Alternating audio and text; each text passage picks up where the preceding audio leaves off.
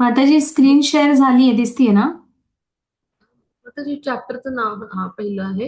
हा, हा. बस त्याच्यावर मी बोलेन आणि मग आपण पुढचं करूया. ऑलरेडी आहे, मग चॅप्टरचं नाव आहे होतं. हा. हा, हा, असू दे.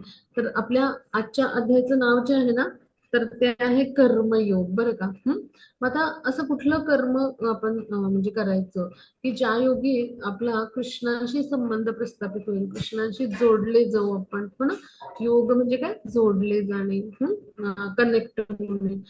तर मग अशा पद्धतीनं कर्म आपण करायचं की ज्या योगे कृष्णाशी आपला संबंध प्रस्थापित होईल.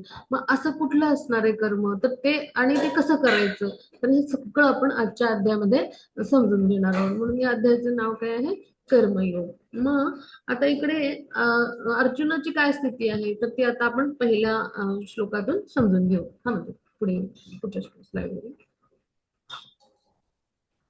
आपण इस्कॉन बेंगलोरचे श्री श्री राधा गोविंद यांच्या चरणी वंदन करू.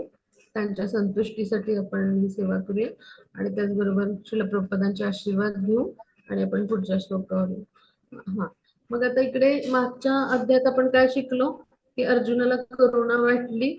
जे देह संबंधी आहेत त्याचे भीष्मपितामह किंवा दुःशासन, दुर्योधन, तर मग त्याला ज्ञान दिलं भगवान यांनी की आपण जे आहोत तर ते एक मिनिट.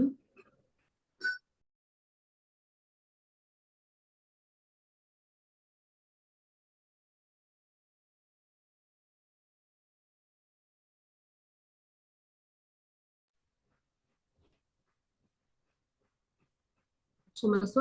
तर आपण समजून घेऊ की करुणा जी आहे अर्जुनाला वाटत होती, तर ती शरीरासंबंधी न वाटता आत्म्यासंबंधी वाटायला पाहिजे, म्हणून त्याला आपण शरीर नाही हा बोध भगवानांनी दिला. त्यानंतर आनंद नाही यासाठी जे कर्मकांड आहे, म्हणजे जे आपण ज्यातून लाभ म्हणजे सकाम कर्म, म्हणजे युद्धात लढल्यानंतर एक तर स्वर्गप्राप्ती होईल किंवा म्हणजे वीरमरण आलं तर, किंवा मग राज्य मिळेल. म्हणजे जे सकाम कर्म आपण करतो आपल्या इच्छा पूर्तीसाठी, तर त्याला म्हणायचं कर्मकांड. मग त्याचा भाग म्हणजे दोन्हीपैकी एक काहीतरी लाभच होणार आहे ना, माझं काम कर्म झालं. तर ते जे आहे ते वर्णन करून सांगितलं. मग आता पापी प्रतिक्रिया म्हणजे पाप होईल गृहस्थेचं, त्यासाठी बुद्धियोग म्हणजे भक्ती योगाचं जे आहे ते विवेचन केलं. म्हणजे भक्तिक्रिया म्हणजे पाप नाही. मग आपण पाहिलं, उदाहरणं पाहिली की हनुमानजींनी कशा पद्धतीने लंकेवरती उडी मारली. म्हणजे जेव्हा आपण भगवानांच्या सेवेसाठी कार्य करतो तेव्हा ते पाप नाही ठरत, तर उलट ह्या सेवा आपल्याला मोठ्या म्हणजे भयापासून वाचवतात, आपल्याला पतनापासून वाचवतात. मग तेव्हा आपण स्वल्पमार्पस्य धर्मस्य हा श्लोक अभ्यासला. मग आता असमंजस म्हणजे आता मी काय करू, असा गोंधळ झाला. मग दृढ निश्चयाने परमेश्वराची सेवा करा. परमेश्वर जे सांगतात किंवा प्रमाणित आध्यात्मिक गुरु जे सांगतात तेच परमेश्वराची वाणी असते. म्हणजे साधू गुरु शास्त्र यांचं जर आपण यांच्यानुसार जर आचरण केलं तर निश्चय काय होईल, आपल्याला लाभ होईल. मग स्थित मुनी म्हणजे काय, तर शुद्ध दिव्य चेतना असलेला व्यक्ती, म्हणजे प्रल्हाद महाराजांचं उदाहरण पाहिलं, म्हणजे एकदम समभावामध्ये कुठल्याही परिस्थितीत विचलित जो होत नाही.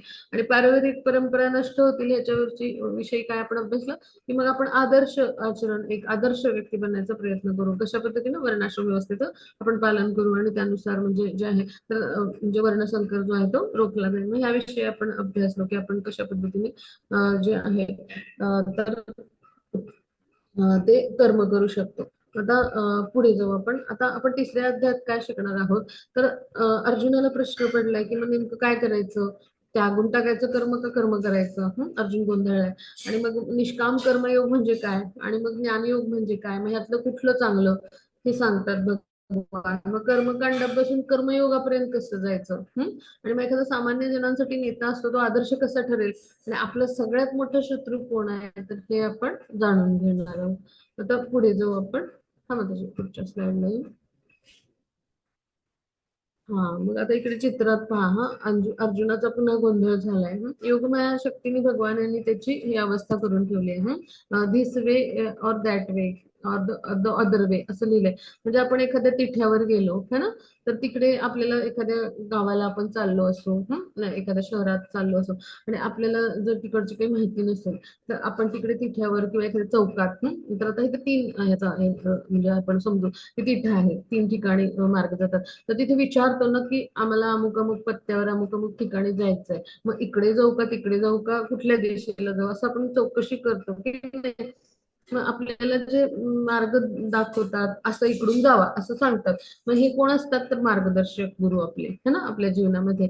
मग असे गुरु आपल्या जीवनामध्ये जे आहेत तर देणं आवश्यक आहे. मग हीच गुरूंची जी भूमिका आहे ती श्रीकृष्ण पार पाडतात पहा, अर्जुनाच्या बाबतीत.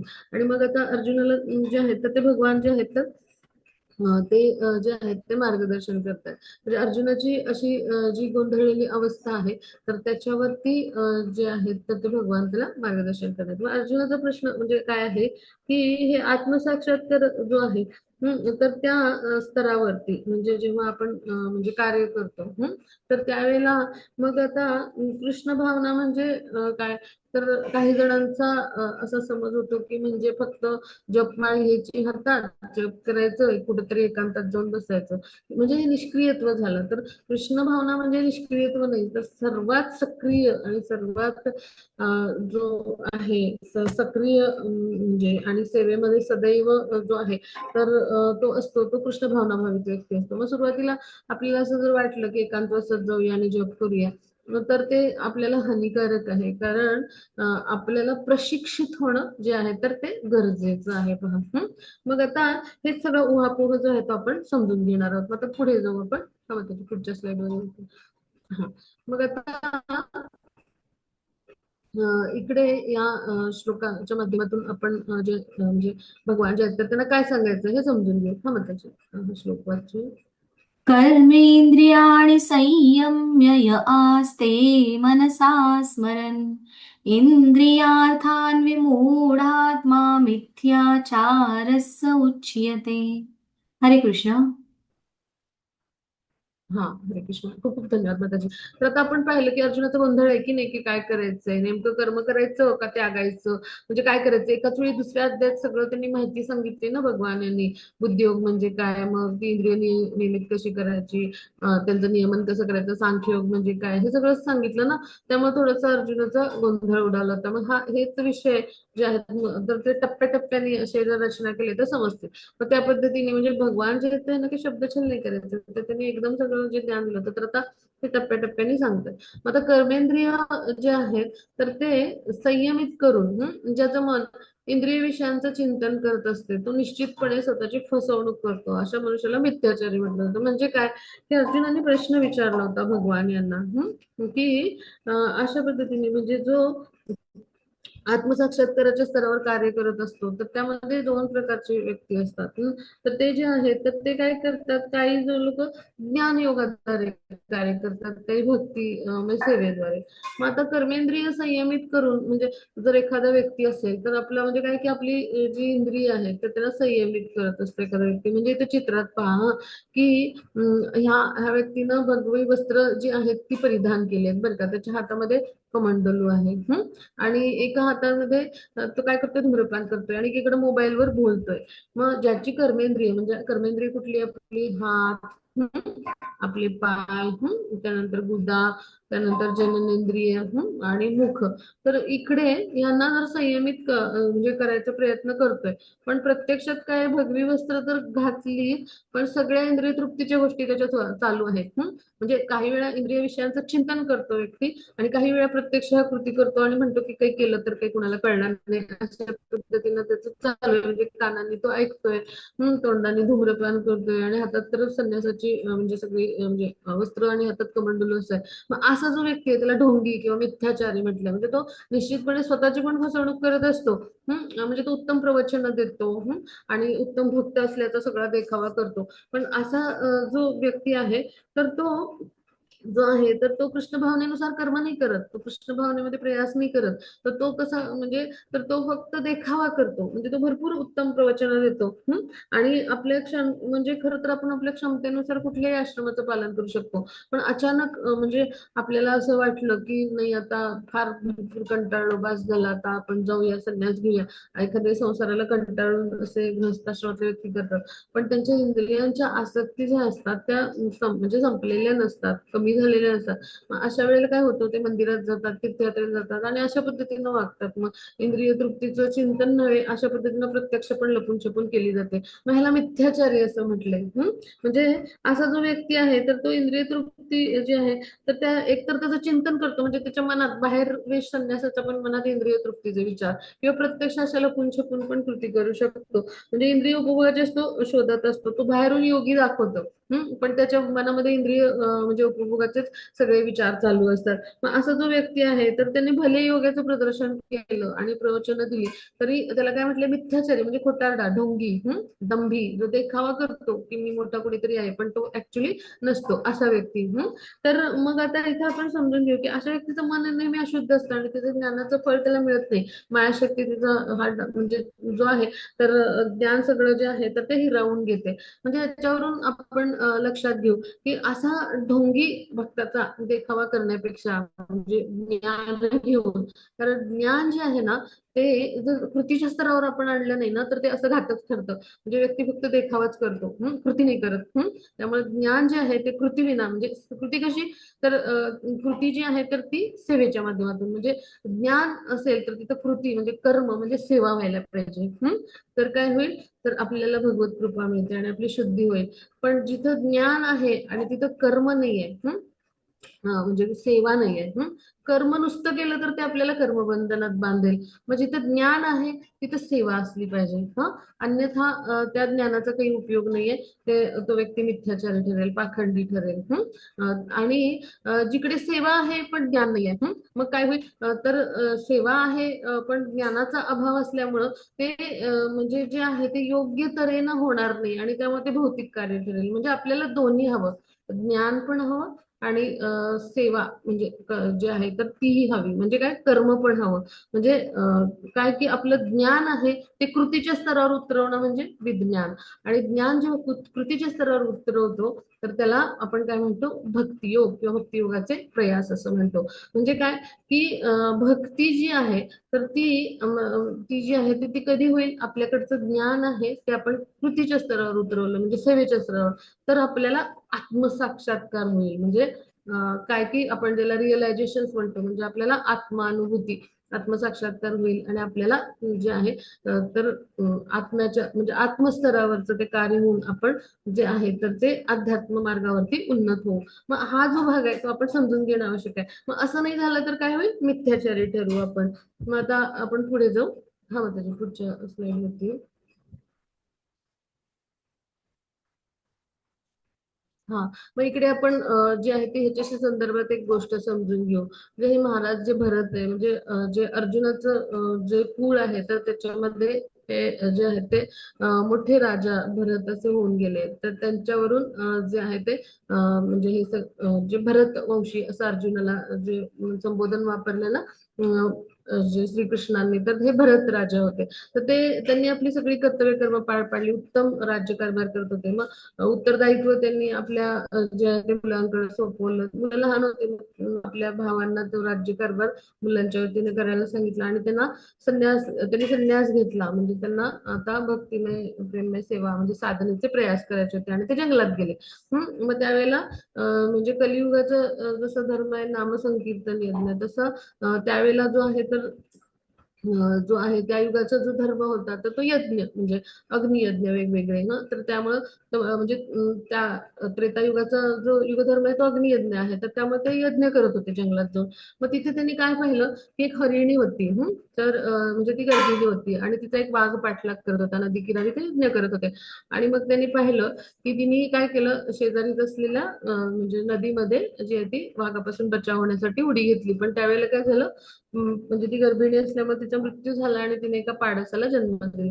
मग हे सगळं पाहत होते ते भरत महाराज जे ते, तर त्यांनी पटकन नदीमध्ये उडी घेतली आणि ते पाडस ते घेऊन आले आणि त्याचे प्राण रक्षण केलं. मग आता काय झालं, त्या पाडसामध्ये त्यांचं मन गुंतलं. मग त्याला छान कोवळं लुसलुशीत गवत कसं मिळेल, मग त्याच्यावर कुठल्या म्हणजे प्राण्याने हल्ला नसेल गेला अशी त्यांना काळजी असायची. आणि ते आपल्या यज्ञकर्मात म्हणजे जे करायचे तर त्याच्याकडे त्यांचं दुर्लक्ष झालं, त्यांच्या भक्ती साधनेकडे दुर्लक्ष झालं आणि त्यामुळे ते त्याच्याच विचारात असायचे, त्याच्याच काळजीत असायचे. आणि मग त्यामुळे काय झालं की त्यांचा जेव्हा मृत्यूचा समय आला तर त्यावेळेला त्यांच्या मनात हाच विचार होता की त्या हरणाचं म्हणजे तो पाडस आहे त्याचं काय असेल, म्हणजे तो कुठे असेल, मग त्याच्यावर कुठल्या म्हणजे अशा वनातल्या प्राण्यांनी हल्ला नसेल न केला, हा मग म्हणजे तो सुखरूप असेल ना, अशा पद्धतीने ते विचार करत होते मृत्यू समय. तर त्यामुळे काय झालं की त्यांचा जेव्हा मृत्यू झाला त्यांच्या मनात हरणाचा विचार होता, म्हणून त्यांना पुढचा जन्म हरणाचा मिळाला. म्हणजे आपल्या मृत्यू समय आपल्या मनात जे विचार असतात तर त्यानुसार आपल्याला शरीर मिळतं. मग पुढचा जन्म त्यांना हरणाचा मिळाला, पण त्यांना मगध जन्माच्या स्मृती होत्या. आणि त्यामुळे काय झालं, ते आश्रमापर्यंत म्हणजे ऋषीमुनींच्या आश्रमामध्ये वास करायचे. मग त्याच्या पुढचा जन्म जो आहे तर त्यांना जड भारताचा मिळाला. मग ते असे जड भारत म्हणजे काही नाही समजत असल्यासारखे म्हणजे मूर्खासारखे असे राहायचे. आणि एकदम बिलकुल म्हणजे असं म्हणजे आपण म्हणतो ना जरा कमी म्हणजे मंदमती कसा व्यक्ती असतो तसे राहायचे, पण त्यात म्हणजे हुशार आणि आत्मसाक्षात्काराच्या स्तरावर उन्नत म्हणजे विद्वान असे होते. मग राजा रहुगण अशी भेट होते आणि मग ते रहुगणाचा पण उद्धार करतात आणि त्यांचं म्हणजे जे आहे तर म्हणजे त्यांना पण मुक्ती मिळते. म्हणजे काय की पुढे त्यांचे 2 जन्म जे आहेत ते वाढले. म्हणजेच ह्याच्यावरून आपण समजून घेऊ की आपण जर म्हणजे संन्यासाचे वेश धारण केला आणि इंद्रिय विषयांचं चिंतन केलं तर त्या गोष्टी काय करतात तर आपल्याला पतनासाठी कारणीभूत ठरतात. मग आता पुढे जाऊ आपण, पुढच्या स्लाइड वरती येऊ. हरे कृष्ण. हा होतं पुढच्या स्लाइडला.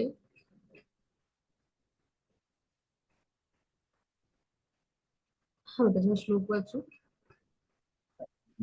यस्त्विन्द्रियाणि मनसा नियम्यारभतेऽर्जुन कर्मेन्द्रियैः कर्मयोगमसक्तः स विशिष्यते.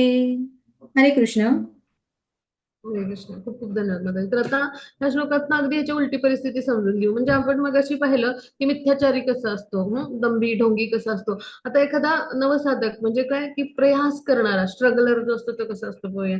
तर एखादा प्रामाणिक मनुष्य आहे, मनाद्वारे इंद्रियांना संयमित करतो, नवसाधक आहे, तो कृष्ण भावनेमध्ये आपलं कर्तव्य कर्म करून आसक्ती न ठेवता कर्म करायचा प्रयत्न करतोय.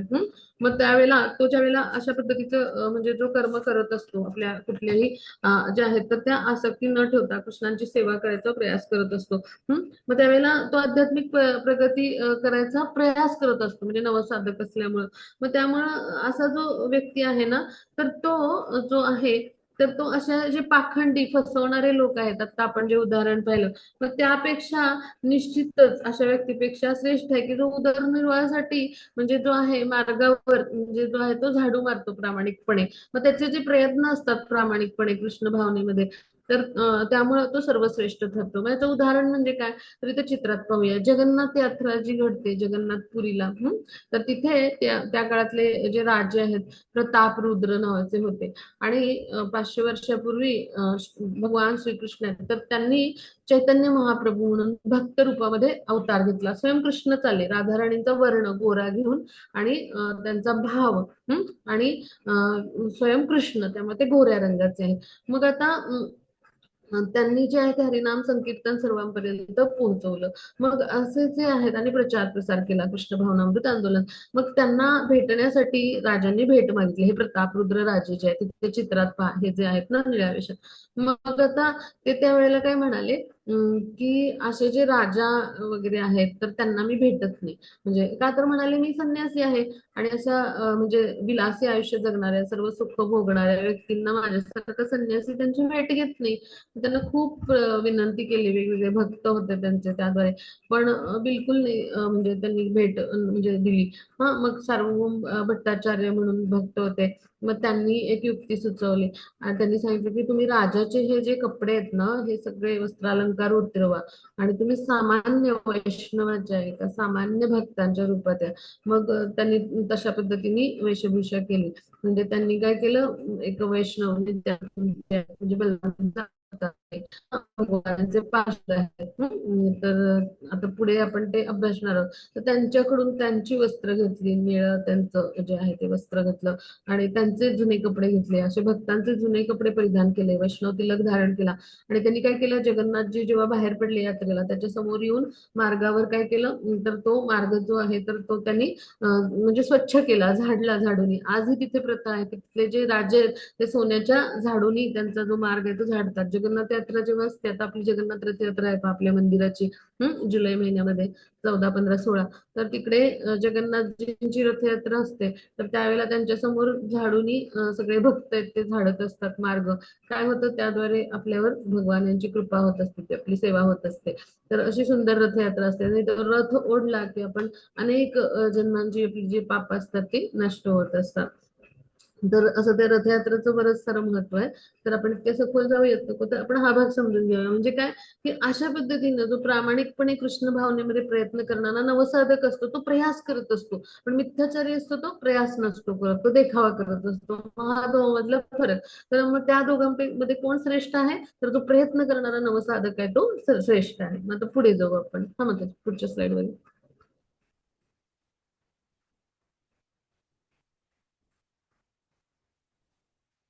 हा म्हणतात हा श्लोक वाच. यज्ञार्थात् कर्मणोऽन्यत्र लोकोऽयं कर्मबन्धनः तदर्थं कर्म कौन्तेय मुक्तसंगः समाचर. हरे कृष्ण. हरे कृष्ण. मग आता इथं आपण समजून घेऊया की श्री विष्णूंच्या संतुष्टीसाठी यज्ञ म्हणून कर्म केलं पाहिजे. अन्यथा कर्म जे आहे ते भौतिक जगामध्ये बंधनाला कारणीभूत ठरतं. म्हणून भगवान काय म्हणतात, कौंतेय म्हणजे कुंती महाराणीच्या वंशातला जो आहे, म्हणजे तोही वंश खूप मोठा आहे. म्हणून भगवान जे त्याला प्रेरणा देण्यासाठी काय म्हणतात, कौंतेय तो आपल्या नियत कर्माचं पालन करून विष्णूंच्या संतोषार्थ कर, म्हणजे तू सदैव कर्मबंधनातून मुक्त राहशील. आता याचा अर्थ काय, तर पहा जेव्हा भगवान जे आहेत ना आपल्या ऐश्वर्य रसामध्ये असतात ना, तेव्हा त्यांचे ते स्वतःसाठी विष्णू हे संबोधन वापरतात. वैकुंठामध्ये भगवान कसे असतात? माता लक्ष्मीचं ऐश्वर्य रसामध्ये असतात ना, है ना.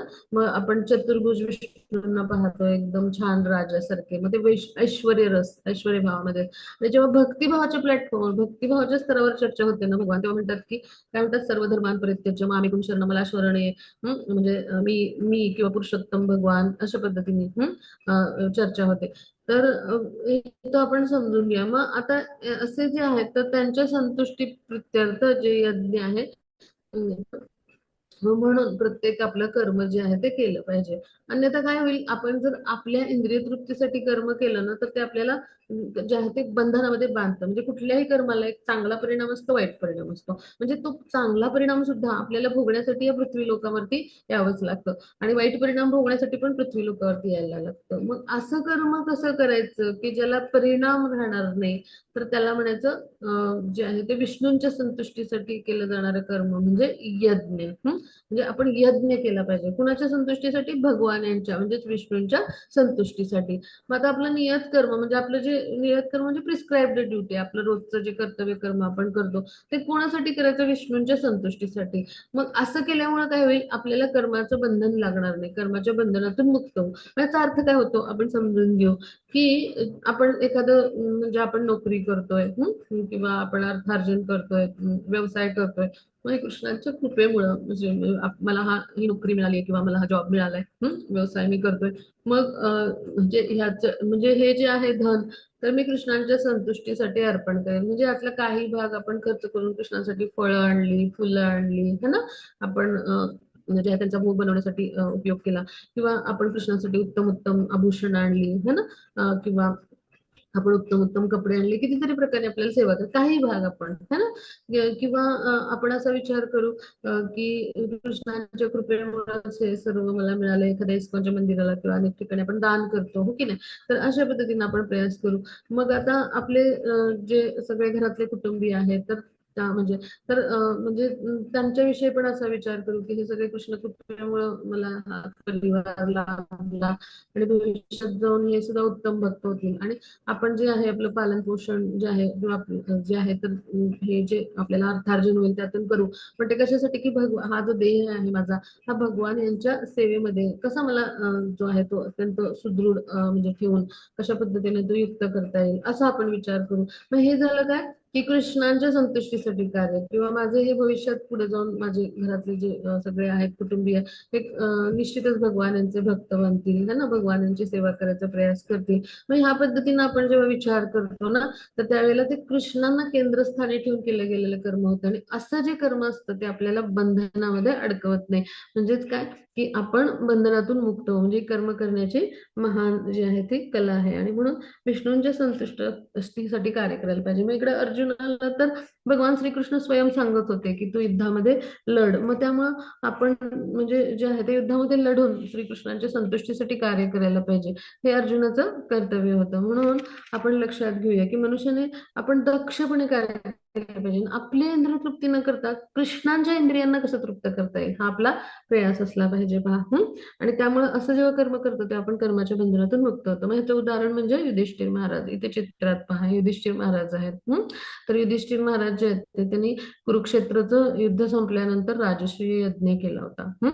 मग त्यावेळेला राजसूय यज्ञ करण्यासाठी त्यांनी काय केलं, तर म्हणजे जे नारद मुनी आहेत त्यांचे जे गुरु आहेत, तर त्यांच्याकडून मार्गदर्शन घेतलं. म्हणजे नारद मुनी जे गुरुस्थानी आहेत, तर त्यांच्याकडून जे आहेत तर ते मार्गदर्शन घेतलं की कशा पद्धतीने यज्ञ करायचा. म्हणजे राजसूय यज्ञाचे निकष आहेत विविध.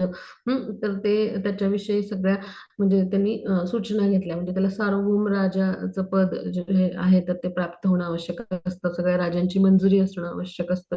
विविध मग जरासंघाचं म्हणजे राज्य आहे तर ते जरासंघाचा पराभव करून तिकडून ते जिंकून आले, तिकडे गेले. भीमाने त्याचा वध केला अशा पद्धतीने. आणि मग जे ब्राह्मण ऋषींचा सन्मान करणं आवश्यक असतं तिथे. म्हणजे असे अनेक निकष आहेत. मग हे सगळ्या ज्या सूचना आहेत त्या नारद मुनींकडून त्यांनी घेतल्या आणि त्यांच्या मार्गदर्शनाप्रमाणे त्यांनी राजसूय यज्ञ जो आहे तो संपन्न केला. आणि त्याचं जे प्रमुख म्हणजे पद आहे तर ते भगवान श्रीकृष्णांना दिलं पहा. मग अशा पद्धतीनं आपण श्रीकृष्णांच्या संतुष्टीसाठी कार्य आणि गुरूंच्या मार्गदर्शनाने खाली केलं प्रमाणित आध्यात्मिक गुरूंच्या, तर निश्चितच आपण कर्माच्या बंधनातून मुक्त होऊ शकतो. आता पुढे जाऊ आपण. हा मग तरी पुढच्या स्लाइडवर येऊ. हरे कृष्ण. हा मग आता इथे आपण चक्र समजून घेऊया की आपल्याला हे जे वेद आहेत ना तर ते काय सांगतात.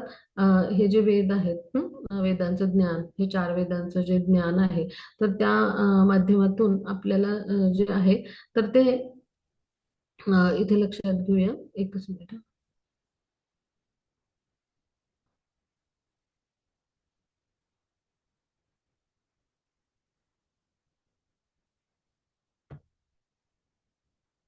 हा तर चार वेदांच्या माध्यमातून आपल्याला जे आहे तर ते जे ज्ञान मिळतं तर त्या ज्ञानाद्वारे आपण आपलं कर्तव्य कर्म जे आहे तर ते करत असतो. आता कर्तव्य कर्म म्हणजे काय, आपलं विहित कर्तव्य किंवा कर्तव्य. मग चार वर्णानुसार म्हणजे जे कर्तव्य कर्म आपण करत असतो. क्षत्रियाने लढलं पाहिजे.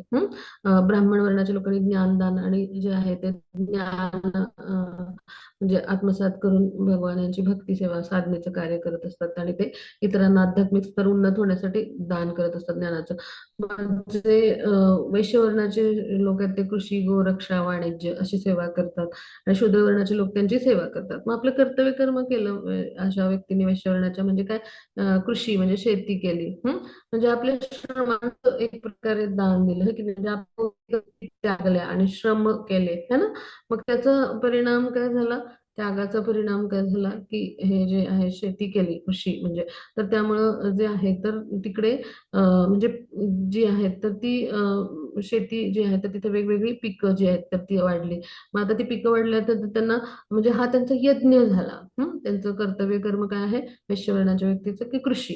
तर त्यांनी कृषी म्हणजे शेती केल्यामुळं त्यांचा हा यज्ञ झाला. म्हणजे जो त्याग होता म्हणजे त्याग म्हणजे काय, तर यज्ञ आसक्ती त्यागल्या आणि कृष्णांच्या संतुष्टीसाठी त्यांनी यज्ञ म्हणजे काय, त्यांचं कर्तव्य कर्म म्हणजे त्यांनी शेती केली. मग त्यामुळे काय झालं, त्याचा परिणाम यज्ञाचा म्हणून पाऊस पडला. वर्षा झाली आणि त्या पावसामुळे काय झालं, छान अन्नधान्य पिकलं. आणि हे जे अन्नधान्य छान पिकलं, तर त्याच्यातून काय केलं त्यांनी, प्रसाद बनवला छान. म्हणजे भोग म्हणजे छान छान पदार्थ बनवले इकडे पहा. आणि मग हे जे पदार्थ आहेत तर ते भगवान यांना भोग म्हणून अर्पण केले आणि ते प्रसाद म्हणून ग्रहण केले. म्हणजे त्यातून भगवानांची कृपा मिळते. मग अशा पद्धतीने हे त्यागाचं चक्र आहे. मग आता पुढे जाऊ आपण. तर पुढच्या स्लाइडवर.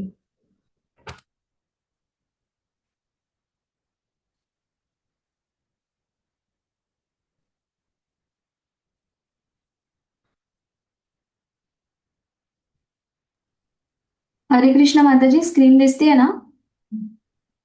हा म्हणजे मी दिसते. हरे कृष्ण. हो हो. हो हा ठीक आहे.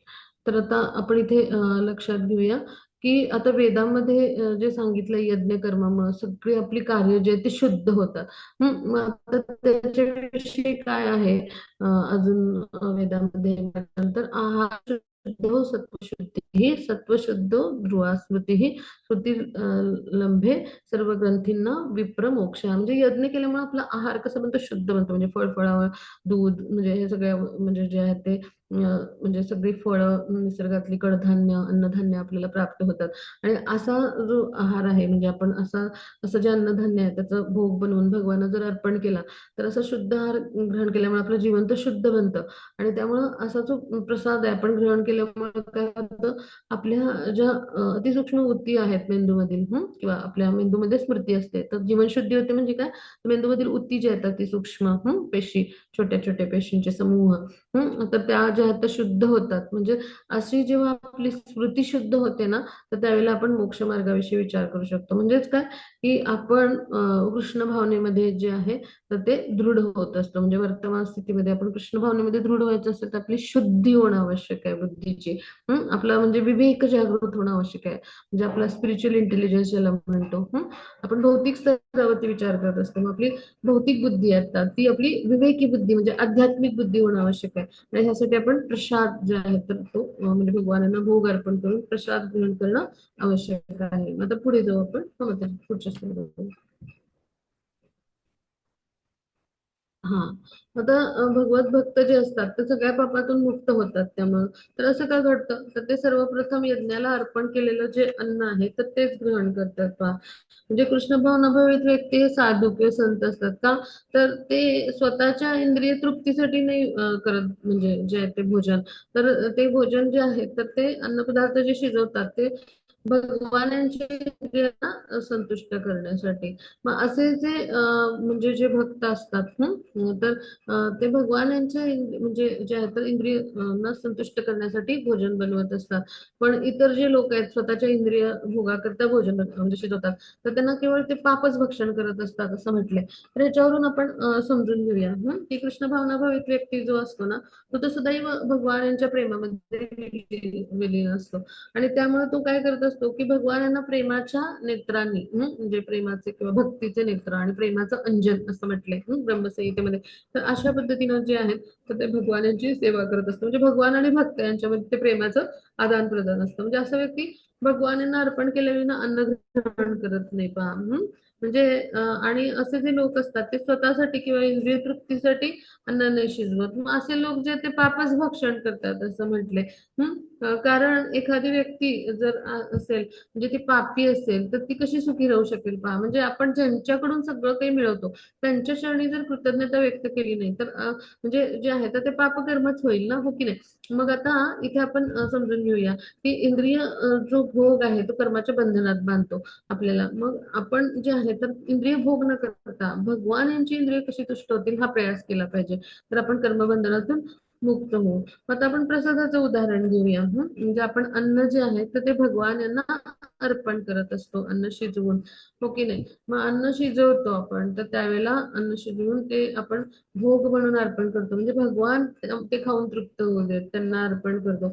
मग त्यावेळेला आपण भोग म्हणून ते अर्पण करतो आणि आपल्याला ते प्रसाद म्हणून येतं म्हणजे काय प्रत्यक्ष म्हणजे प्रत्यक्ष साक्षात दर्शन असतं ते भगवानांचं प्रसाद म्हणजे भगवान यांचं.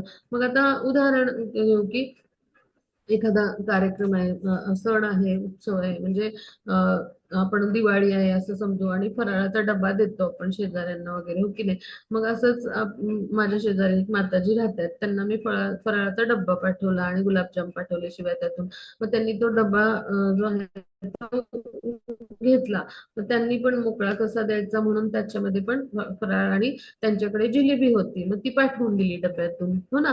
म्हणजे काय हे आपण पाहिलं की डब्बा गेलाय आणि डब्बा परत आलाय एवढंच पाहिलं आपण.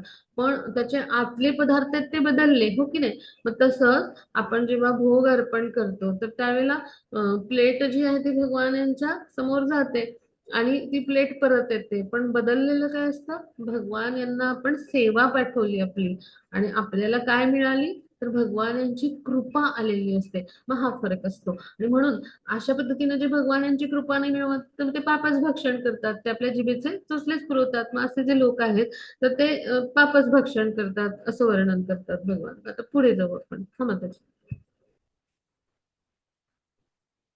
हरे कृष्ण. हा पुढच्या स्लाइड वर येऊ.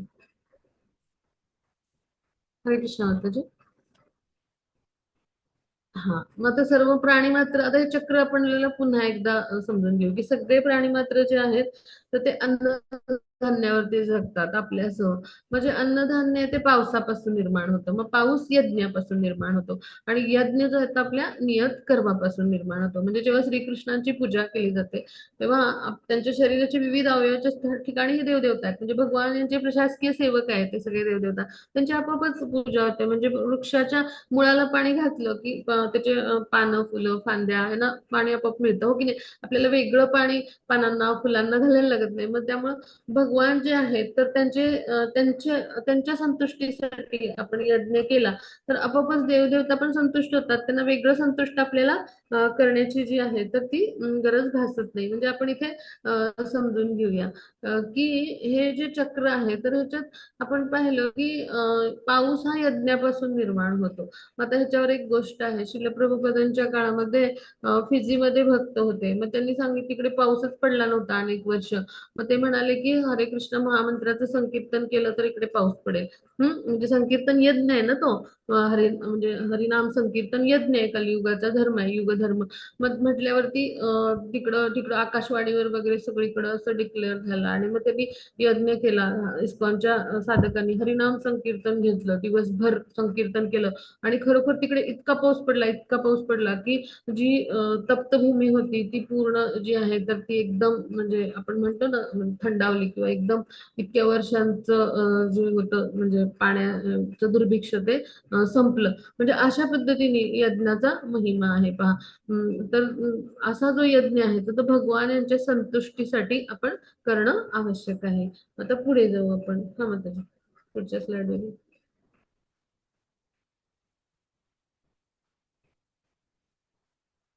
हा, मग आता हा संकीर्तन जो यज्ञ आहे तर हा जो आहे तर चैतन्य महाप्रभू जे आहे तिथे मध्यभागी जे आहे ते चैतन्य महाप्रभू आहेत. 500 वर्षापूर्वी भगवान यांचा हा जो आहे तर अवतार, जो भगवान यांचा जो अवतार झाला, राधाराणींचा भाव त्यामध्ये असे राधाराणींसारखे गोऱ्या वर्णाचे आहेत पहा.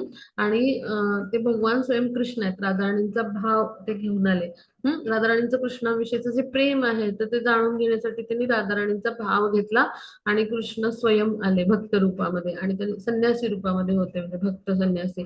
तर असे जे ते हे चैतन्य महाप्रभू. मग हे जे आहेत ते नित्यानंद प्रभू, हे बलरामजींचा अवतार आहे. त्यानंतर हे जे ते अद्वैत आचार्य जे आहेत हे म्हणजे सदाशिव तत्व आणि विष्णू तत्व यांचं एकत्रीकरण आहे. तर हे म्हणजे अद्वैत आचार्य.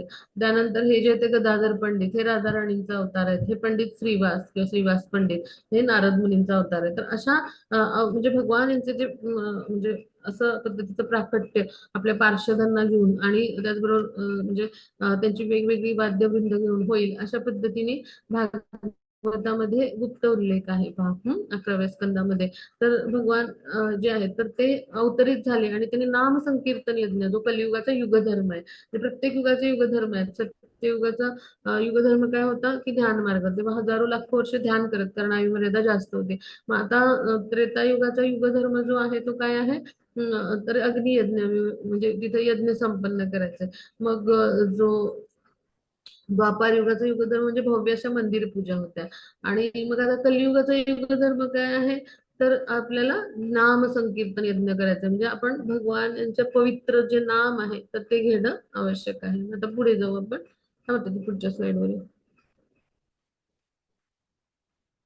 हा, मग आता भगवान यांचं पवित्र नाम आहे तर ते कसं घ्यायचं, आणि ते कसं आहे तर हरे कृष्ण कृष्ण कृष्ण हरे हरे, हरे राम राम राम हरे हरे, असं भगवान यांचं पवित्र नाम आहे. म्हणजे ह्याला हरे कृष्ण महामंत्र असं म्हटलं जातं. मग ह्या हरे कृष्ण महामंत्राचा जप किंवा म्हणजे जो आहे, आपण जेव्हा हरे कृष्ण महामंत्र नाचून गाऊन टाळ्या पिटून वेगवेगळे मृदुंग करताल ह्याच्या तालावर आपण नाचून गाऊन टाळ्या पिटून म्हणत असतो, तर त्याला म्हणायचं नाम संकीर्तन. आणि आपण तो कलियुगामध्ये नाम संकीर्तन म्हणजेच यज्ञ आहे कलियुगाचा. कारण आपल्याला असे महागडे यज्ञ करायला जमणार नाही कलियुगामध्ये. असे पौरोहित्य करणारे पुरोहित पण नाही आहेत आणि तेवढे शुद्ध असणारे ब्राह्मण पण नाही आहेत. म्हणजे ह्या सगळ्या त्रुटी आहेत. मग आपण कुठला यज्ञ करू शकतो? तर नाम संकीर्तन यज्ञ. आणि मग जेव्हा आपण आपल्याला ऐकू येईल अशा आवाजामध्ये म्हणतो तेव्हा तो नामजप होतो. आणि ज्या वेळेला आपण सर्वांसोबत मोठ्याने म्हणतो तेव्हा ते कीर्तन होतं. मग आपला जो आहे युगाचा धर्म आहे कलियुगाचा, तो म्हणजे काय? संकीर्तन यज्ञ किंवा नाम संकीर्तन यज्ञ. मग श्रील प्रभुपादांनी पाश्चिमात्य देशात जाऊन हेच ज्ञान जे आहे ते तिथल्या लोकांना दिलं. म्हणजे हरिनाम दिलं त्यांना. भगवान यांच्या भक्तीचा महिमा सांगितला, कृष्ण भक्तीचं विज्ञान सांगितलं. आणि म्हणून आपलं जे आहे ते कृष्ण भावनामृत आंदोलन असं म्हटलं जातं. म्हणजे कृष्ण भावनामृताचा प्रचार प्रसार केला. आता पुढे जाऊ आपण. हा, त्याच्या पुढच्या स्लाइडवर.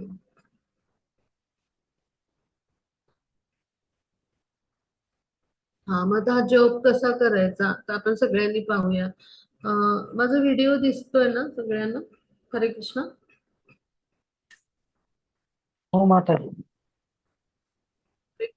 हा, मग आता इकडे पाहूया की ही इथे माळ दाखवली चित्रामध्ये. तर अशी 108 मण्यांची माळ असते, मिळते. आणि ही जी माळ आहे त्याच्यामध्ये 108 मणी असतात. तर इकडे पहा, माझी आता मी दीक्षित असल्यामुळे थोडीशी वेगळी आहे, मोठी आहे माळ. तर माळ अशीच असते. तर तुळशी बीडची माळ असते. आणि आपण दीक्षा होण्याआधी आपल्याला जनरली मिळते ती नीम ट्री म्हणजे नीम वृक्षापासूनची माळ असते. हा जो मधला आहे हा मेरुमणी आहे. म्हणजे हे कृष्ण मानले जातात. आणि हे जे 108 म्हणजे ह्या गोपिका मानल्या जातात, कृष्णाच्या गायी पण मानल्या जातात. हा, मग आपण काय करायचं की आपल्या या उजव्या हाताची ही जी मधली दोन बोटं आहेत त्याच्यावरती ही माळ ठेवायची. आणि आपलं जे अंगठा आहे तर त्याने एक एक मणी जो आहे तो पुढे न्यायचा. मग आता हरे कृष्ण महामंत्राचा जप आपल्याला सुरुवात करण्यापूर्वी आपण जो आहे तो पंचतत्व मंत्र म्हणायचा. म्हणजे काय? तर इथे लिहिलंय पहा, जय श्री कृष्ण चैतन्य प्रभू नित्यानंद श्री अद्वैत गदाधर श्रीवासादि गौरभक्तवृंद. म्हणजे काय? ह्या पंचतत्वाला आपण प्रणाम केला, त्यांच्याविषयी कृतज्ञता व्यक्त केली. तर आणि त्यांच्या नामाचं उच्चारण केलं तर हे आचार्य परंपरेतले महान आचार्य आहेत आणि भगवानाचे पार्षद आणि स्वयं भगवान प्रकटले. तर त्यामुळं आपण जो जप करत असतो त्यावेळेला विविध अपराध होत असतात किंवा नाम अपराध होत असतात. तर तो नामअपराधाचा दोष जो आहे तो हा जप आपण केल्यामुळं आपल्याला जो आहे तो लागत नाही. आणि ह्यासाठी आपण काय करायचं? आधी पंचतत्व मंत्र म्हणायचा. म्हणजे जय श्री कृष्ण चैतन्य प्रभू नित्यानंद श्री अद्वैत गदाधर श्रीवासादि गौर भक्तवृंद असा म्हणायचा. आणि त्यानंतर मग पहिला मणी सुरू करायचा, हरे कृष्ण कृष्ण कृष्ण हरे हरे हरे राम राम राम हरे हरे. मग अशी 108 मण्यांची ही माळ पूर्ण करायची. पण अशी ही माळ उघडी नाही ठेवायची. आपल्याला इस्कॉन कडून आपल्याला ह्या माळ ठेवण्यासाठी ही बॅग मिळते, बीड बॅग. म्हणजे ही जपमाळा ठेवण्यासाठीची कापडी पिशवी असते. तर ह्याला जपमाळ ठेवण्यासाठी जे आहे तर ह्याच्यामध्ये जपमाळ जे आहे तर ठेवण्यासाठी एक असा म्हणजे झरोका सारखं आहे. इकडे पहा, असं होल आहे मोठा किंवा झरोका आपण म्हणू, छिद्र आहे. आणि त्याचबरोबर एक छोट जे आहे इकडे पाहूया, छोटस पण एक छिद्र आहे. तर आपण ह्या भागातून असा त्या जपमाळेमध्ये आपला हात घालायचा. आणि जपमाळेच्या आपण मेरुमणीपासून सुरुवात करायचं. मेरुमणीपासून जपाला सुरुवात करायची. आणि हे जे आपलं इंडेक्स फिंगर आहे किंवा तर्जनीचं बोट आहे ते असं बाहेर काढायचं. ते बोट आहे ते सगळीकडं दाखवणारं, दोष दाखवणारं बोट आहे ना, हे त्यागायचं आपण, ते बाजूला काढायचं. आणि आपण अशा पद्धतीने म्हणजे दोन मधल्या बोटावर ठेवून आपण जे आहे ते अंगठ्याने एक एक मणी पुढे हलवायचा.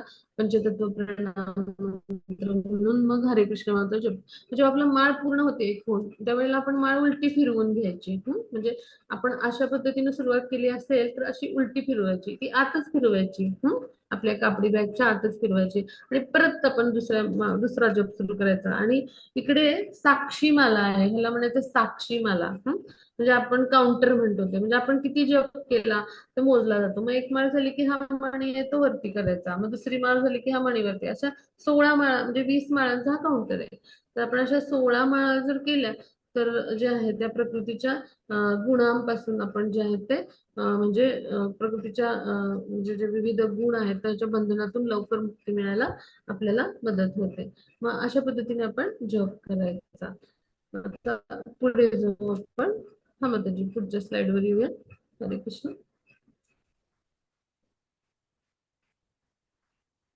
हा. म्हणून मग भगवान जे आहेत ते काय सांगतात की कर्मफलावर आसक्ती न ठेवता मनुष्याने काय केलं पाहिजे, कर्तव्य म्हणून कर्म केलं पाहिजे. कारण अनासक्त होऊन कर्म केल्यानं त्याला परमेश्वर प्राप्ती होते. आता इथं आपण काय समजून घेऊया की म्हणजे कर्म आहे तर एखादी गोष्ट करायची आहे, तर त्याचं फळ काय मिळणार ह्याच्यावर आपण आसक्ती ठेवता का म्हणजे काय मला मिळणार आहे, तर हा विचार न करता आपण आपलं कर्तव्य कर्म केलं पाहिजे. म्हणजे अर्जुनाला भगवान काय म्हणतात की युद्धामध्ये लढणं तुझं क्षत्रिय म्हणून कर्तव्य ते तू कर. मग जय होणार, विजय होणार, मरण येणार, हे सगळं जे आहे तर ते त्याच्यावर आपण नाही विचार करायचा, ती आसक्ती नाही ठेवायची. तर मनुष्याने काय केलं पाहिजे, आपलं कर्तव्य जे आहे तर ते कर्म म्हणून केलं पाहिजे. आणि असं जेव्हा अनासक्त होऊन कर्म करतो म्हणजे एखादा व्यक्ती आपलं कर्तव्य म्हणून कर्म करतो, तर त्याच वेळेला तर परमेश्वर प्राप्ती होते. म्हणजे केवढा मोठा लाभ आहे पहा. मग याचं उदाहरण म्हणजे आपण समजून घेऊ की जेव्हा आपल्याला कर्मफळ जे आहे ना तर त्याच्यावर आसक्ती जेव्हा असते ना की हे म्हणजे हे असं मिळालं पाहिजे, मला तसं मिळालं पाहिजे, तर असे जे व्यक्ती आहेत ना ते बौद्धिक स्तराचे पुढे नाही जाऊ शकत. म्हणजे ते सर्वसामान्य स्तरावर असे राहतात. पण असे जे असतात की अनासक्त होऊन कर्म करतात आणि तर तर त्यांचं काय होतं, त्यांच्यामध्ये उत्तम म्हणजे ते त्यागायला शिकतात आपल्या आसक्ती. तर त्यामुळे त्यांच्यामध्ये उत्तम लिडरशिप उत्तम असे प्रमुख एखादं पद भूषवतील असे गुण निर्माण होतात पहा. आणि त्यामुळे जे आहे ते उच्च स्तरावरचे भक्त, वेगवेगळ्या सेवा करणारे भक्त, तर परमेश्वर प्राप्ती तर त्याला होतेच. म्हणजे असे जे आहे तर तर त्यांना परमेश्वर प्राप्ती होते, म्हणजे लाभ होतो. पण जे असे असतात की जे वेगवेगळ्या आसक्ती ठेवून कर्म करतात, मग ते फक्त म्हणजे ते बॉसिंगच करतात. ऑफिसमध्ये एखादा व्यक्ती कसं करत असतो तर ते प्रगती नाही होऊ शकत, ते भौतिक स्तरावरच जातात. पण असा जो व्यक्ती तो इच्छा आपल्या त्यागतो, आसक्ती त्यागतो आणि केवळ कृष्णाच्या संतुष्टीसाठी कार्य करतो, आपलं कर्म कर्तव्य म्हणून करतो, तर तो निश्चितच पुढे जातो, प्रगतीपथावर जातो आणि उच्च कोटीचं साधक भक्त बनतो. त्याला परमेश्वर प्राप्ती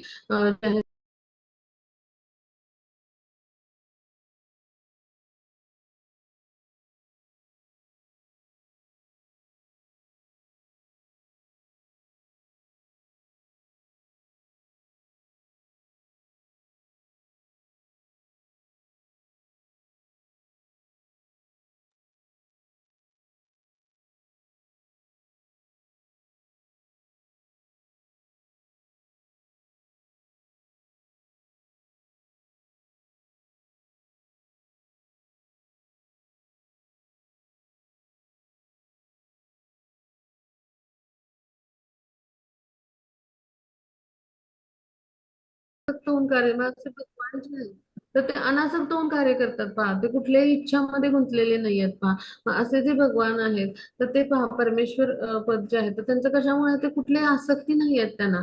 तर अशा पद्धतीने भगवान यांचं कर्म असतं पहा. अशा पद्धतीने ते कर्ताहून कर्म करतात, पण जे कर्म करतात तर त्यानंतर कुठल्याही फळाची अपेक्षा न बाळगता ते अनासक्त राहून जे आहेत तर ते आपल्या आध्यात्मिक जे लीला आहेत आपल्या म्हणजे जो गोलोक वृंदावन भगवत धाम आहे तर तिथं करत असतात पहा.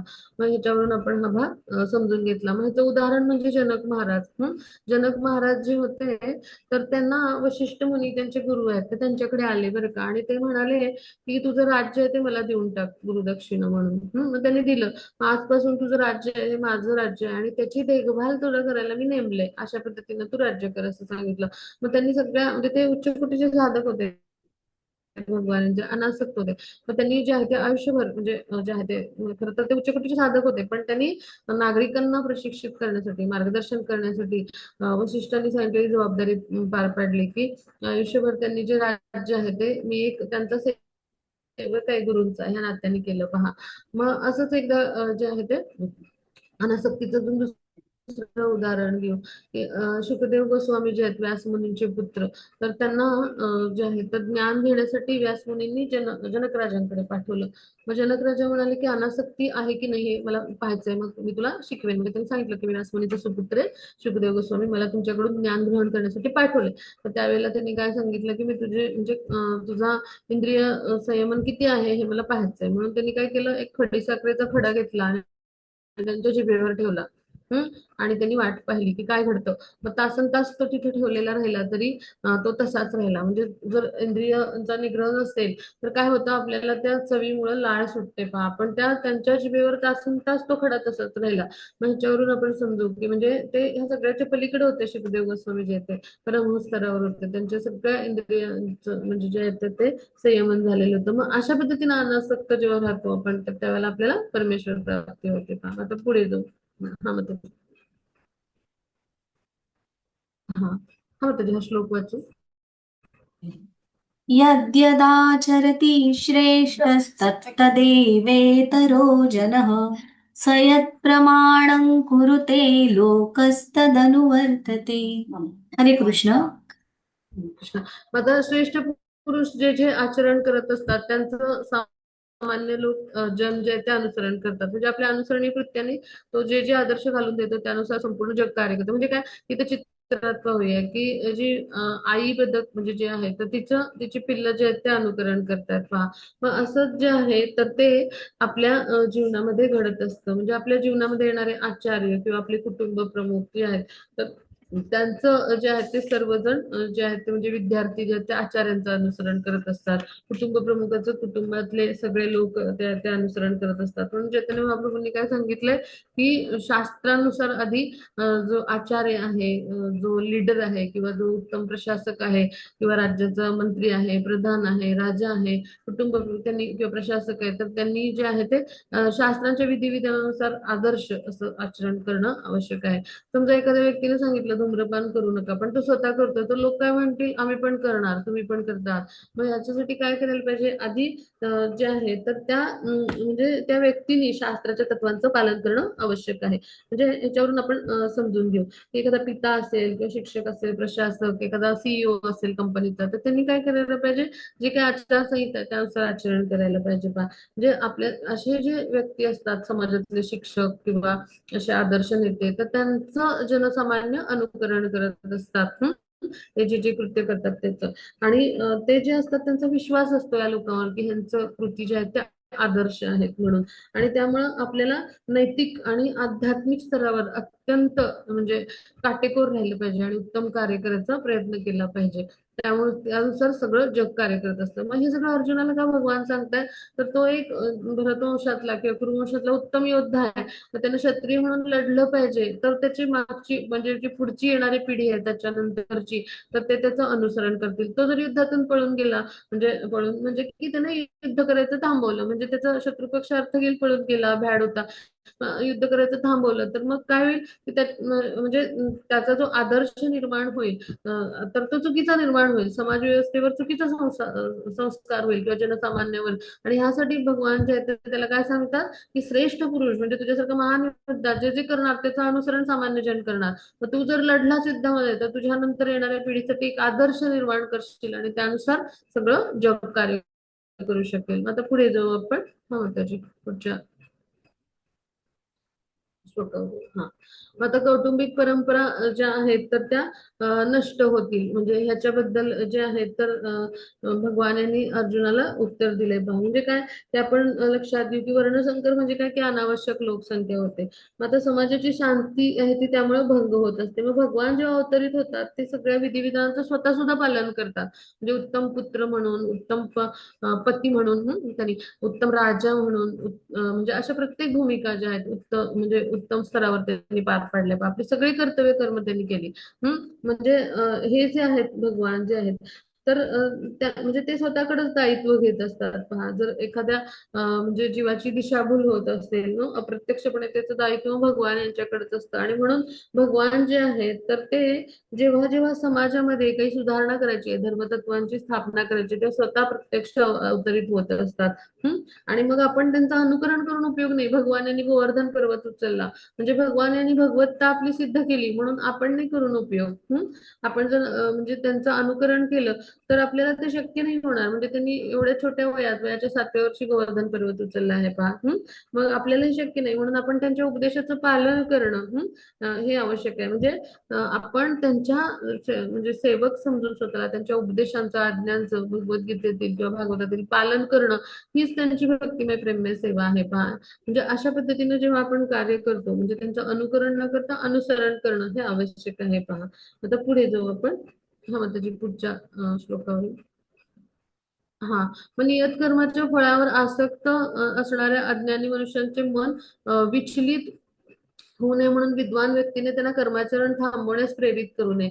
या उलट भक्तिभावाने जे आहे त्यांनी कर्म करून त्यांनी त्या लोकांना कृष्ण भावनेच्या यथावकाश विकासासाठी म्हणजे सर्व प्रकारच्या कार्यामध्ये युक्त करावं. म्हणजे काय, की आता नियत कर्म जे आहे म्हणजे कर्तव्य कर्म आहे, तर ते म्हणजे फळांवर काही लोक म्हणजे अज्ञान असतं की हे भगवान, म्हणजे सगळ्यांना माहिती नसतं भगवान यांच्याविषयी. मग प्रत्येक जण सकाम कर्म करत असतो, म्हणजे ह्याच्यातून मला काय लाभ मिळेल असा प्रत्येकाचा विचार असतो. मग मी हे केलं तर मला हे मिळेल, अशा पद्धतीनं कर्म करत असतो अज्ञानी मनुष्य. म्हणजे विद्वान आहे, म्हणजे त्यानं कृष्ण भावना जाणली आहे, कृष्णांशी आपलं नातं जे आहे ते समजून घेतलंय. मग तो व्यक्ती जो आहे, तर त्यांनी असं जर सांगितलं छे छे हे असं नाही करायचं आणि हे थांबवून टाका, असलं काही करू नका, तर हे जे आहे तर हे चुकीचं आहे. अशा पद्धतीने सांगणं. तर त्यांनी काय केलं पाहिजे, उलट तो कृष्ण भावनेचा जो आहे आचरण करतोय, तर आपल्या कार्यातून म्हणजे आपल्या कृतीतून म्हणजे आचरणातून त्यानं असं कर्म केलं पाहिजे की हे जे अज्ञानी व्यक्ती आहेत त्यांना पण कळेल कशा पद्धतीने कर्म करायचे, आणि त्यांच्यामध्ये पण हळूहळू जे आहे ते म्हणजे सकाम जी कर्म आहेत तर ती निष्काम कर्म म्हणजे फळावर आसक्ती न ठेवता त्यांची कर्म व्हायला लागतील. म्हणजे आचरणातून जो शिकवतो तो आचार्य. मग आचरणातून म्हणजे आपली कृती बोलते, आपले शब्द नाही बोलते. बोलणाऱ्या व्यक्तीला लोक ऐकत नाहीत पहा, जो कृती दाखवतो ना त्याचं लोक अनुसरण करत असतात. मग आपण आपल्या कृतीतून दाखवलं पाहिजे अशा पद्धतीनं भगवान सांगतात. मग अर्जुनाला हे काय सांगतात, म्हणजे त्यानं कृतीतून क्षत्रिय म्हणून लढून आपलं कर्तव्य कर्म करून पूर्ण केलं तर ते कृष्ण भावनामय करेल. मग त्याचं अनुसरण आपल्यासारखे जे आहेत ते लोक करतील. म्हणजे असा जो विद्वान भक्त असतो त्याने काय केलं पाहिजे, आपल्या कृतीतून आपल्या भक्तिभावाने आपलं कर्म करून दाखवलं पाहिजे, की ज्याद्वारे इतर जे लोक असतात की जे अज्ञानवश काम कर्म म्हणजे फळाच्या आशेनं कर्म करतात, ते हळूहळू त्यांचा पण विकास होत जातो. मग आता पुढे जाऊ आपण. हा मग त्याची पुढच्या स्लाइडवर. आता मिथ्या अहंकाराच्या प्रभावाने मोहित झालेला आत्मा स्वतःलाच करता समजतो आणि वास्तविकपणे प्रकृतीच्या 3 गुणांद्वारे कर्मे केली जातात. म्हणजे काय, की मिथ्या अहंकार म्हणजे खोटा अहंकार, मिथ्या म्हणजे मग त्यामुळे त्याला काय वाटतं मीच करता आहे, पण प्रत्यक्ष काय होतं, आपण भौतिक प्रकृती जी आहे ती 3 गुणांनी युक्त आहे, सत्व रज तम. मग त्यानुसार कर्म होत असतं. म्हणजे सत्व गुण म्हणजे सगळ्या परोपकाराच्या चांगल्या कृती, रजोगुण म्हणजे काय की सगळ्या न संपणाऱ्या आसक्ती, इच्छा, म्हणजे असा जो मनुष्य असतो ना, मी हे करेन ते करेन, मला छान गाडी पाहिजे, बंगला पाहिजे, उत्तम पत्नी पाहिजे, असं सगळं त्यासाठी भरपूर दिवस रात्र कष्ट करतो. हा जोडगुणी व्यक्ती. तमगुणी म्हणजे सगळ्या मूर्खपणाच्या कृती, व्यसनाधीनता, आणि आपल्यालाही ज्याचा उपयोग होणार नाही, समाजालाही उपयोग होणार नाही, अशा मूर्खपणाच्या कृती म्हणजे तमोगुण. मग ह्या गुणांद्वारे प्रत्यक्ष ही कर्म केली जात असतात, पण आपल्याला काय वाटतं की आपणच करत असतो. मग इथे जे आहे तर ती आपली दिशाभूल होत असते, म्हणजे भौतिक प्रकृती आपल्याला भ्रमात ठेवत असते. इकडे चित्रात पहा 3 गुण कशा पद्धतीनं कठपुतलीसारखं नाचवत असतात. भौतिक प्रकृतीमध्ये आपण भ्रमित होत असतो. मग याला उदाहरण म्हणजे गोवर्धन दिला, इंद्र होता ना, तर त्याला वाटलं की हा जो पाऊस आहे तो माझ्यामुळेच पडतो, म्हणून इंद्राची पूजा करायचे सगळे जे व्रजवासी होते. मग भगवान श्रीकृष्णाने सांगितलं की नाही, गोवर्धन पर्वत सर्व काही प्रदान करतो, तुम्ही गोवर्धनची पूजा करा. मग ते गोवर्धनची पूजा त्यांनी केली. मग इंद्राला राग आला की माझ्यामुळे वृष्टी होते, मी पर्जन्य देतो आणि हे लोक गोवर्धनची कशी काय पूजा करतात. आता गोवर्धन हे भगवान यांचंच रूप होतं. मग अर्जुनाने क्षमासाहेब इंद्राने अतिवृष्टी केली, खूप पाऊस पडला. मग त्यावेळेला भगवान यांनी गोवर्धन पर्वत उचलला, ही लीला केली गोवर्धन लीला, आणि त्या पावसापासून सगळ्या ब्रजवासींचं रक्षण केलं 7 दिवस 7 रात्री पहा.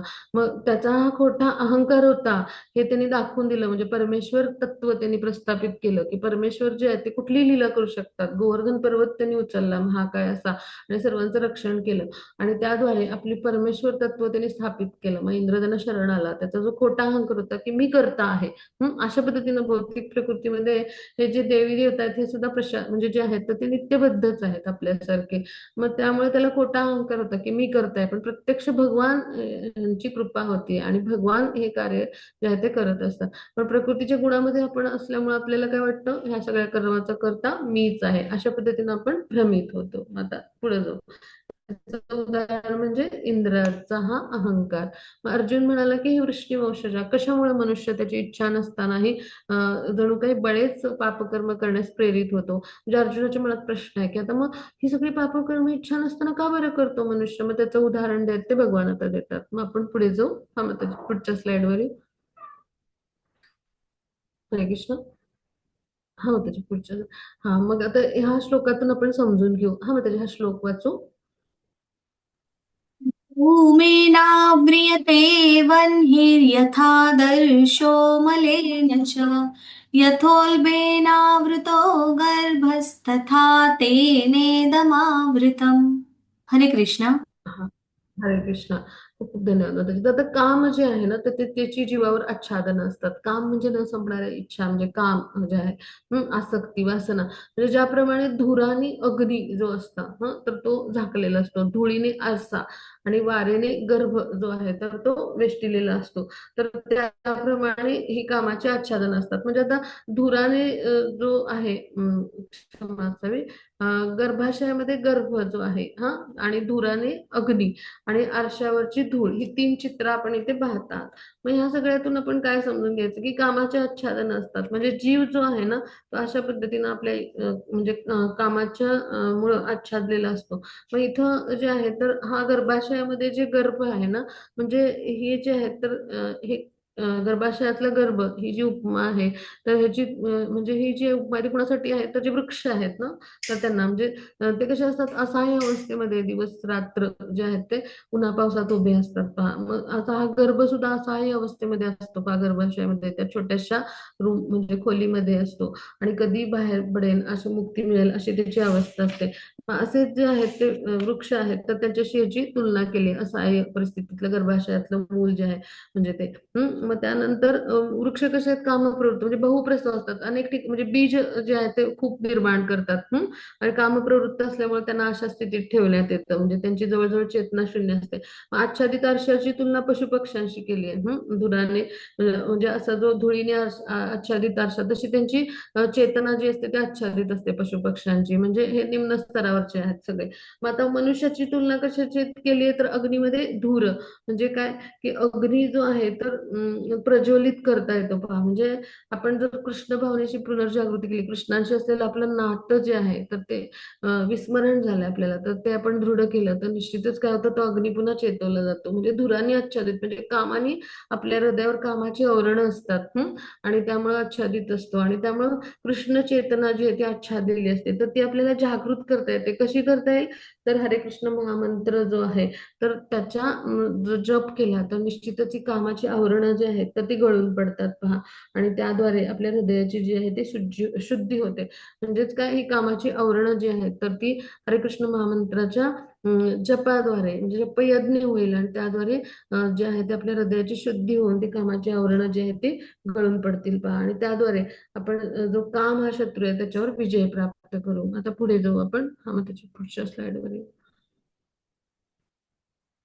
हा म्हणून मग भगवान काय म्हणतात की म्हणून इंद्रियांचा संयम करून पापाचं जे महान प्रतीक म्हणजे जो काम आहे म्हणजे न संपणाऱ्या इच्छा म्हणजे हे देह संबंधी आहेत ह्यांचं रक्षण करूया, त्यांना नको मारूयात असं वाटतंय त्याला. मग हे सगळी आसक्ती आहे त्याची कुटुंबाविषयीची अर्जुनाची.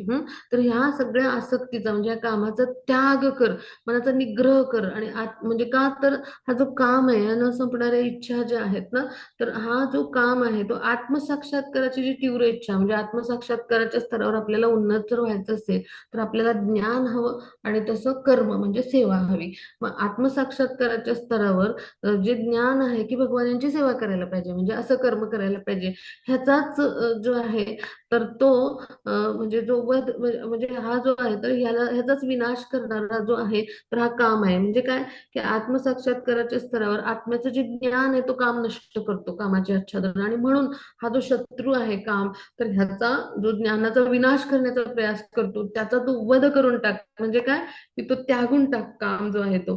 म्हणजे आणि त्याद्वारे तू काय कर की तुझं कर्तव्य कर्म म्हणजे काय आहे आत्मसाक्षात्काराच्या स्तरावर जर पुढे जायचं असेल तर अर्जुनाचं कर्तव्य कर्म काय आहे की त्यानं क्षत्रिय म्हणून त्याला क्षत्रिय म्हणून युद्धामध्ये लढणं हे त्यानं घेतलेलं ज्ञान आहे. तर ते कृतीच्या स्तरावर आणणं म्हणजे विज्ञान झालं. म्हणजे त्यांना आचरण करणं मग ती कृष्ण सेवा होईल है ना. आणि अशी कृष्ण सेवा आपल्याला आत्मसाक्षात्काराच्या स्तरावर उन्नत करेल. म्हणून ते काय म्हणतात अशा कामाचा तू वध कर. मग आता पुढे जाऊ आपण. हा मग त्याच्या पुढच्या श्लोकावरती येऊ आपण. हा मग असा जो काम असतो तर तो जो असतो त्याचं रूपांतर जे आहे तर ते कृष्ण प्रेमामध्ये होईल. म्हणजे कृष्णाच्या संतुष्टीसाठी आपण सेवा केली तर ते जे आहे तर आपल्या कृष्ण आणि भक्त म्हणजे अर्जुन किंवा आपल्यासारखे भक्त यांच्यामध्ये प्रेमाचं आदान प्रदान होतं. मग ही जी आहे ती परिपूर्ण कृष्ण भावना आहे. मग आता ह्या श्लोकामध्ये आपण समजून घेऊ. हा मतलब हा शेवटचा श्लोक आहे त्याच्यातून आपण समजून घेऊ. हा मतलब वाचूया. कर इंद्रियाणि परण्याहुरिन्द्रियेभ्यः परं मनः मनसस्तु परा बुद्धिर्यो बुद्धेः परतस्तु सः. हरे कृष्ण. आता इथं समजून घेऊया की आपली कार्य करणारी जी म्हणजे वेगवेगळी इंद्रिय आहेत ना म्हणजे ती जड म्हणलंय. म्हणजे जड म्हणजे काय की ती उती पेशींचा समूह जड म्हणलंय त्याला. मग त्यांच्यापेक्षा श्रेष्ठ इंद्रियामध्ये काय आहे तर मन आहे सगळ्या इंद्रियामध्ये वेगवेगळ्या. मग आता मनापेक्षा श्रेष्ठ पण कोण आहे बुद्धी आहे आपली. आणि मग बुद्धीपेक्षा श्रेष्ठ पण कोण आहे आपला आत्मा आहे. मग जर हा आत्माच आपण भगवान यांच्या सेवेमध्ये जर म्हणजे युक्त केला तर निश्चितच काय होईल तर आपली ती भक्तिमय प्रेममय सेवा होईल. म्हणजे जर आत्मा जो आहे तो आपण भगवानांच्या सेवेमध्ये नियुक्त केला आत्मस्तरावर आपण कार्य करायला सुरुवात केली तर निश्चितच काय होईल की आपली जी बुद्धी आहे तर ती कशी होईल विवेकी होईल. आणि त्यामुळे आपण भगवानांच्या सेवेमध्येच स्वतःला जे आहे ते संलग्न ठेवू. आणि त्याद्वारे काय होईल की आपली इंद्रिय पण आहे ते प्रत्येक इंद्रिय जसं अमरीश महाराजांनी आपलं प्रत्येक इंद्रिय भगवत सेवेमध्ये रममाण केलं संलग्न केलं तर त्या पद्धतीनं आपलं कार्य होईल. आणि त्याद्वारे जे आहे तर ते आपण कृष्ण भावनामृताचं परिपूर्ण असं आचरण करू शकतो. आता पुढे जाऊ आपण. हा म्हणतात पुढच्या श्लोकावर येऊ. हा मग इथे हे पाहू आपण की शरीर जी विविध इंद्रिय असतात तर त्यापेक्षा मन श्रेष्ठ आहे मनापेक्षा बुद्धी आणि त्यापेक्षा आत्मा श्रेष्ठ आहे. आता पुढे जाऊ आपण. हा मग मन हे कसं आहे की भौतिक इंद्रिय आणि बुद्धी यांच्यामध्ये आहे. म्हणजे पहिल्या आपण जेव्हा भौतिक स्तरावर कार्य करतो ना तर ते कसं घडतं शारीरिक स्तरावर मग इंद्रिय स्तरावर मग मानसिक स्तरावर बौद्धिक स्तरावर आणि आध्यात्मिक स्तरावर. बुद्धी आहे ती मन आणि आत्मा ह्यांच्यामध्ये आहे पहा. तर त्यामुळे ती बुद्धी विवेकी जर बनवायचं असेल तर आपल्याला हरिनाम संकीर्तन केलं पाहिजे. हरे कृष्ण महामंत्राचा जप भक्तांचा संग केला पाहिजे. असं जेव्हा आपण करतो ठीक आहे भगवानांची सेवा केली पाहिजे भक्तिमय प्रेममय सेवा तर त्याद्वारे काय होईल जे आपली बुद्धी आहे ती आध्यात्मिक बनेल आणि आपण आध्यात्मिक स्तरावर म्हणजे आत्मसाक्षात्काराच्या स्तरावर उन्नत होऊ. आता पुढे जाऊ आपण. हा मग पुढच्या स्लाइड वर.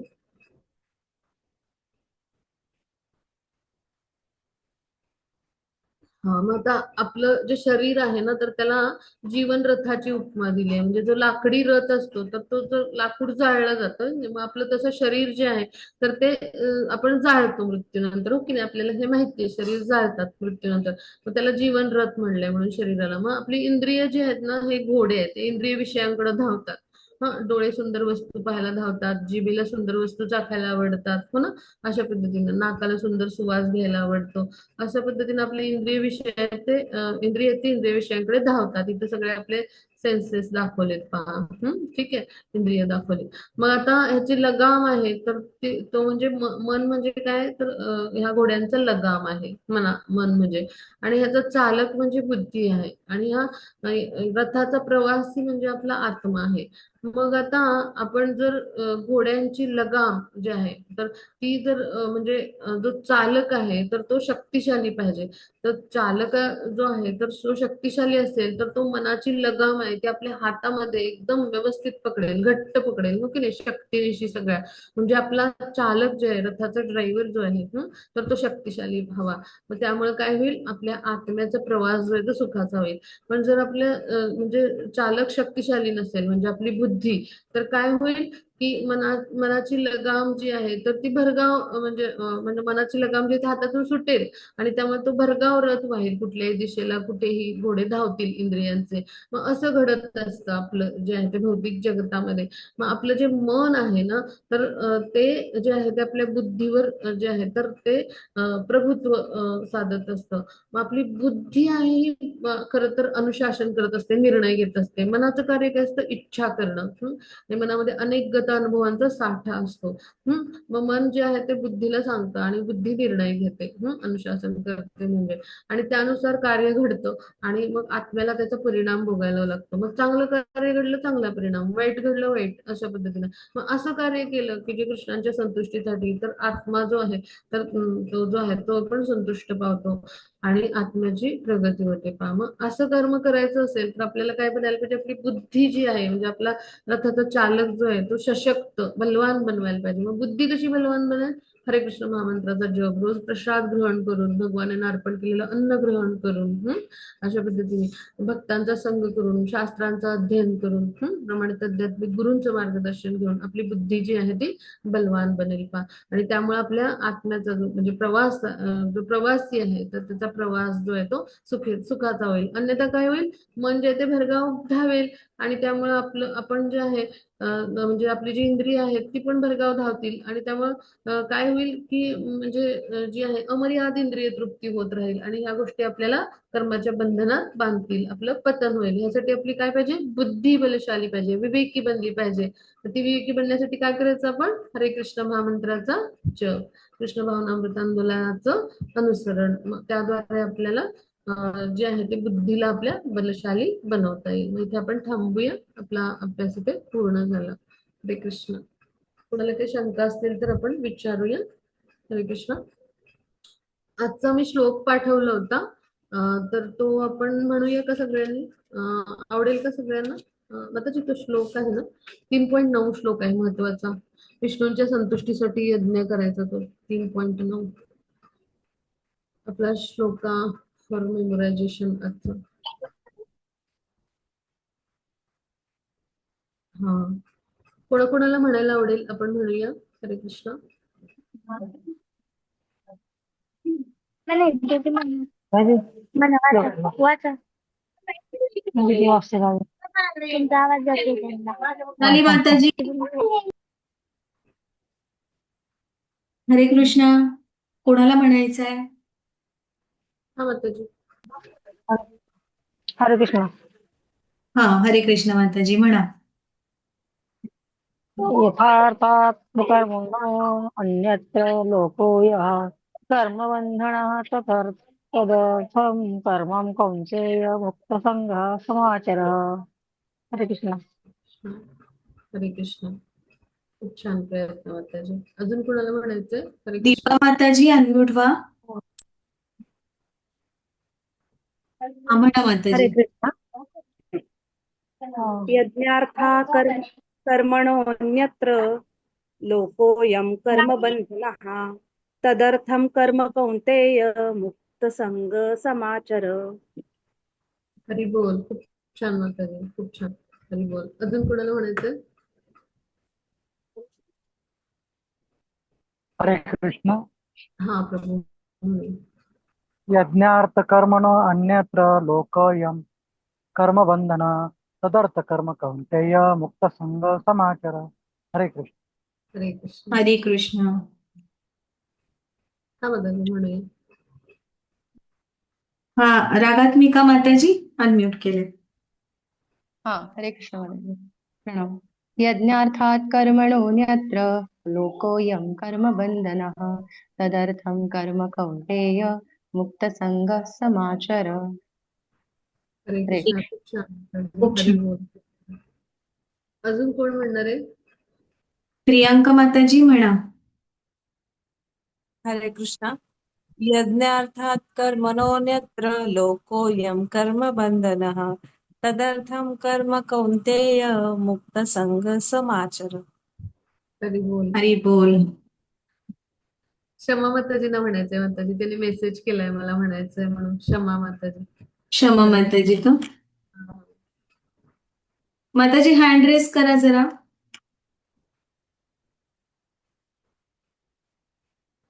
हा, क्षमा माताची हँड रेज करा म्हणजे तुम्हाला म्हणायला सांगता येईल. हरे कृष्ण. मला दिसत नाहीये माताजी त्यांचं नाव. ते कोणत्याही जोडल्यात काही लक्षात येत नाही. क्षमा म्हणून आलं होतं. श्यामा. श्यामा श्यामा आहेत का त्या माताजी? हो हो आहेत. अनम्यूट व्हा माताजी, मी रिक्वेस्ट शेअर केली आहे. हा म्हणा माताजी. श्यामा माताजी म्हणा. हा, म्हणूया माताजी. तुमचा आवाज नाही येत आहे.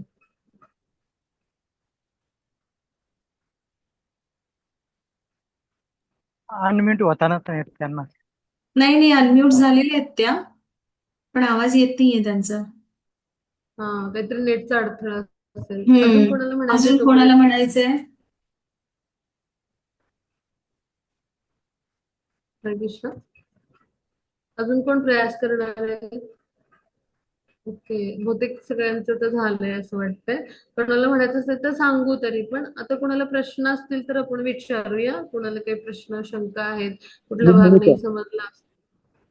हा, हरे कृष्ण. हा, अथर्व प्रभूजी हा म्हणा म्हणा. यज्ञार्था कर्मणोऽन्यत्र लोकोय कर्मबन्धन तदर्थ कर्म कौन्तेय मुक्त संघ समाचर. हरी बोल. छान.